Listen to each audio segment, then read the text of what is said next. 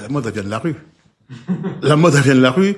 Et c'est aujourd'hui, et c'est 10 dernières années, que les marques dites de haute couture l'ont compris. Quand on arrive à une finalité où Virgin Abloh est le directeur artistique de Louis Vuitton, ça veut tout dire. Moi, à l'époque, quand je faisais ma marque de vêtements, Louis Vuitton, c'était la bagagerie.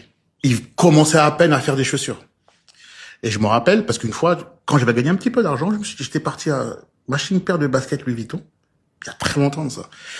Et je suis parti dans le quartier, les mecs disent, regarde, ils portent des baskets, je sais pas, de bagagerie, de sacs de voyage, tout. Et les gens rigolaient. Je disais, vous connaissez pas, les mecs, vous connaissez pas. Et, à cette époque-là, t'allais dans ces marques-là, t'allais voir ces marques-là, il y avait pas de produits qui correspondaient. Il y avait même pas de jeans. C'était, de la bagagerie, quelques produits pour femmes, quelques chemises coupe droite, cravates, ça s'arrêtait là. Il y avait rien. Aujourd'hui, tu vas chez toutes ces marques de vêtements, françaises, italiennes,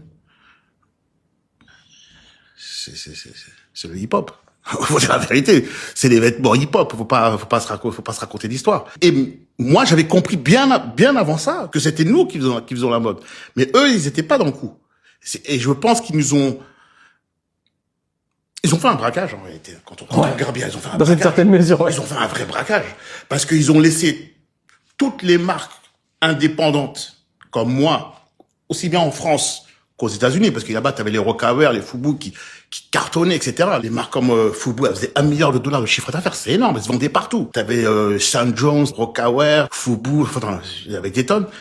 Et quand toute cette vague de vêtements hip-hop se sont essoufflés, tu as toutes les grosses marques de luxe qui se sont appropriées la rue en faisant des collections qui ressemblaient à ce qu'on faisait, mais qui le vendaient 15 fois, 20 fois plus cher.